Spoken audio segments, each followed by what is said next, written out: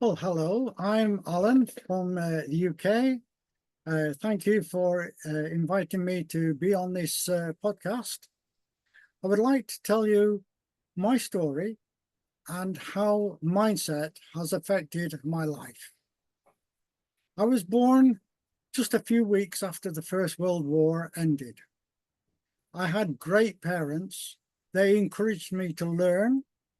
And by the time I started school as a 5-year-old, I could read, I could write, I could do basic arithmetic. I had a great start to life. But I started school at 5 years old, and the school didn't give me encouragement.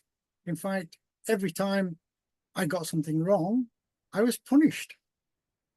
And I became afraid of going to school. I made every excuse not to go to school because I knew I would make a mistake and I would get punished. As a result, I started falling behind because I wasn't learning. And I fell further and further behind at school, constantly being punished. One day, I was at the front of the class waiting to be punished. And the teacher came to me and she said, "You're too stupid to learn." Ooh. And then she Ooh. sent me back to my desk without punishing me. Now that was a lesson in itself. I learned that if I was too stupid to learn, I didn't get punished. Well, I can be stupid if I want to be. And so I started deliberately being stupid. I stopped learning completely and I fell further and further behind. I made no further progress while I was at school. I left school at 15 with no education. At 16, I dropped out of further education because I wasn't learning. I had no future ahead of me.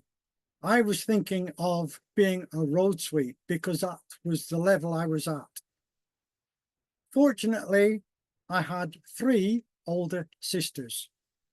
They talked to me about mindset. They taught me how to work and learn. They taught me how to support and care for other people. I went for an interview for a technical job. I was sent to college with technical training, but with a completely new mindset. My mindset now wasn't to get through the course, but to actually be the top of the class. And I started training a student next to me who couldn't follow the information. I went round to his house every week and taught him what he should have learned that week, and I taught him about mindset. As a result, Pete and I came top of the class week after week, month after month, and year after year. And I suddenly realized I got back what I call my yearning for learning. And I wanted more. And the only place I could think of where I could get a really high level of technical training was in the army. Because the people in charge of communications have got to be really on the ball, otherwise it's utter chaos. So I joined the army. I came top student. I got posted out to the Middle East. And with that same mindset, I excelled. I got promotion. I earned luxury postings, and I was put in charge of given responsibilities way above my grade. I stayed in the army for 6 years.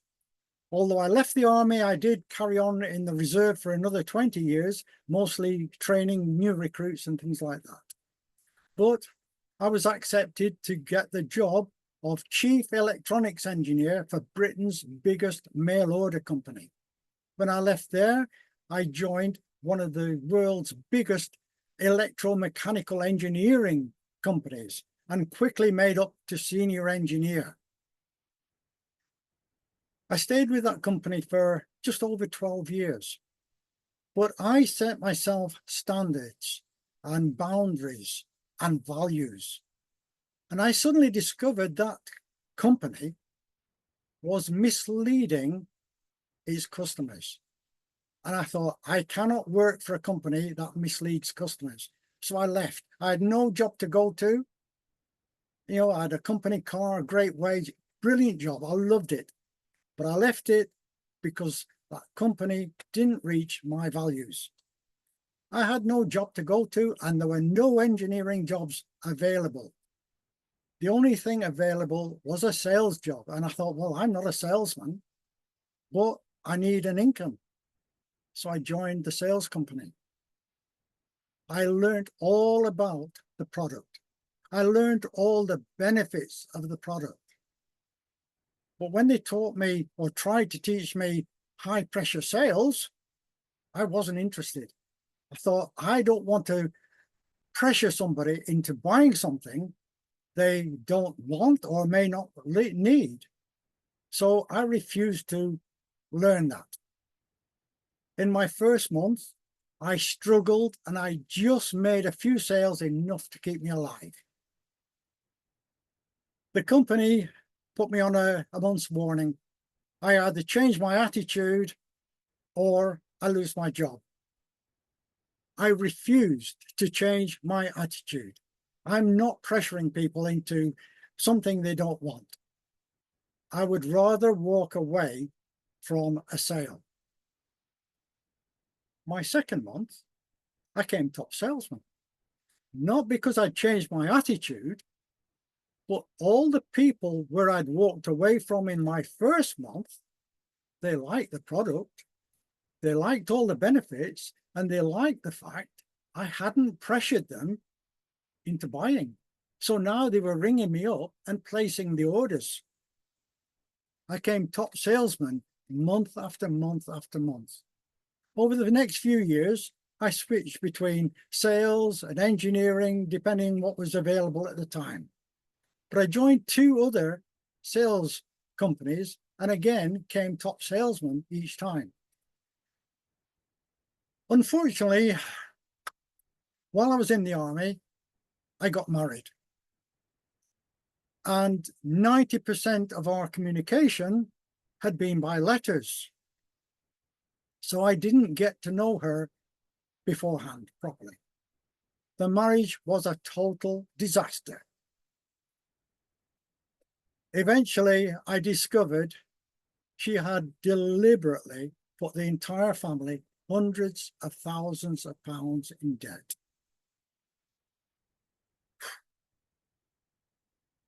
I lost my house. I lost my family. I lost my dogs. I lost all my possessions. And I found myself homeless, deep in debt, living out on the streets. Eventually, I got a small flat and I had to start from scratch. But with that right mindset, I started out as a sales and marketing expert, coaching small businesses, doubling, crippling, and quadrupling their businesses. For 5 years, on average, I knocked £40,000 every year off my debt. It took me 5 years to clear my debt. At that point, I thought 3 more years and I will be a millionaire. This was 2009. My legs, because of diabetes, were unstable. And my flat was 200 yards from the center of town. But because of my unstable legs, I couldn't get up the hill to the center of town. So I had to drive 200 yards, do my shopping and drive back. And one day I was in town, I'd done my shopping. As I got back in my car, I noticed what I thought was a very minor problem. Spotted blood in my eyesight. By the time I'd driven the 200 yards back to my flat, there was so much blood in my eyes, I had difficulty parking. I am an very experienced driver, but I had difficulty simply reversing into a parking space. I grabbed my shopping and raced up to my flat, rang my daughter for help, and by the time I put the phone down, I was completely blind. In space of less than 20 minutes, I went from driving my car to complete blindness. However, my mindset didn't say it's time to give up.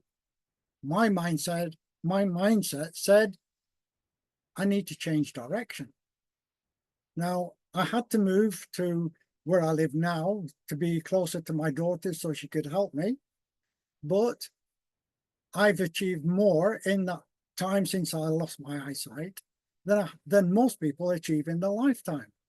I couldn't carry on working, but I could carry on volunteering.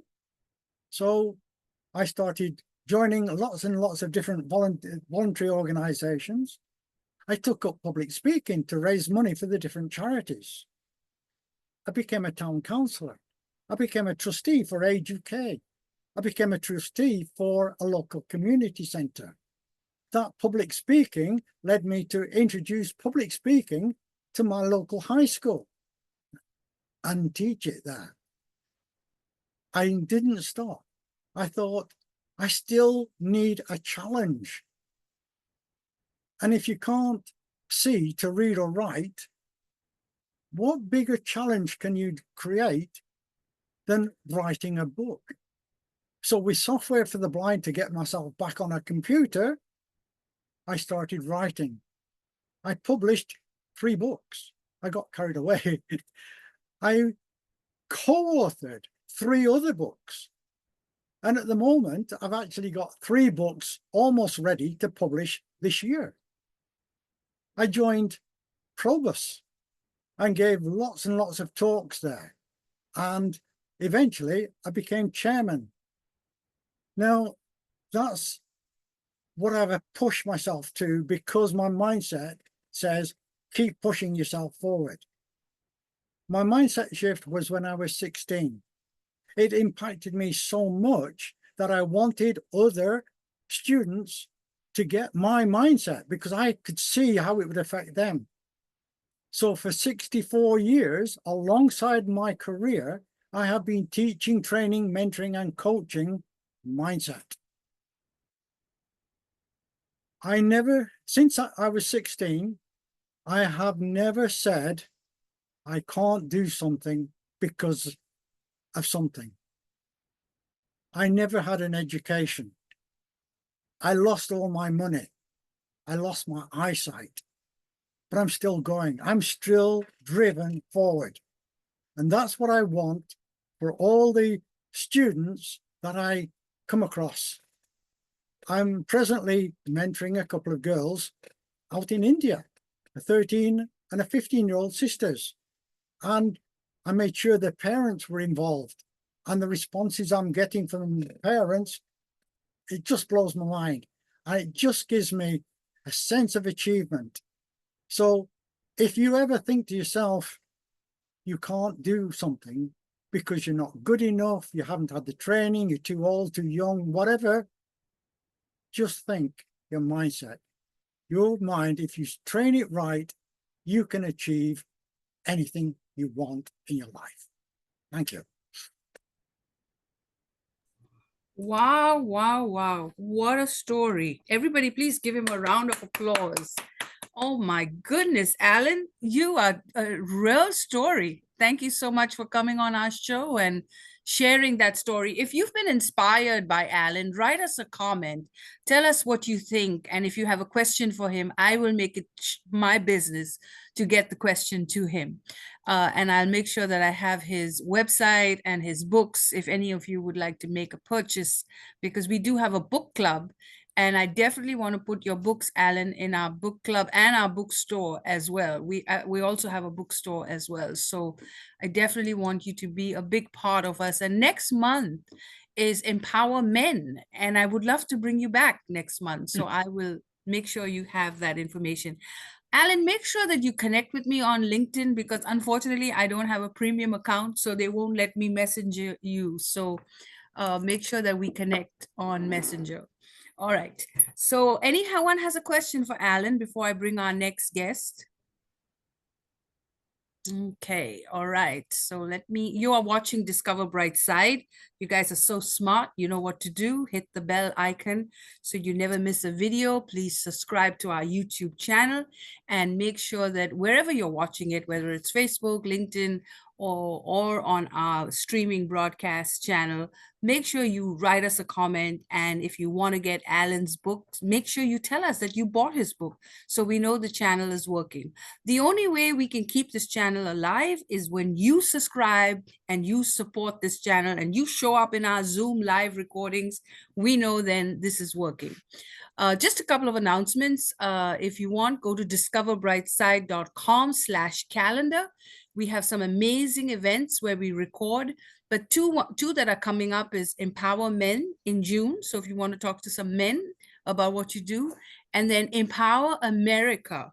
We're going to 50 states. Now, you can be in Canada and you can be anywhere, but if you want to have a great time and visit 50 states, we will be going on the road, interviewing people, talking to people, getting their stories, and sharing 50 states. And then I haven't forgotten Canada and Australia and the UK. So in August, we will do our global event and we'll travel to your city on Zoom, and you can show us where you live and tell us about what you do, and then we will go global. So these are great events coming up, and make sure you mark it on your calendar and make sure that you subscribe. So in case you can't come to the Zoom and the timing is not suitable for you, you can watch the show online. So we'll make sure you have the video and you can sit at your own convenience at any time and just watch the channel. So thank you for watching Discover Brightside. Make sure you subscribe. And we're so happy to have you. Coming up on this segment is Melody, Preeti, and Danielle. And if we have some time after Danielle's talk, I will do an interview with any of you if you want to stay on. Thank you for watching. And this is Discover Brightside.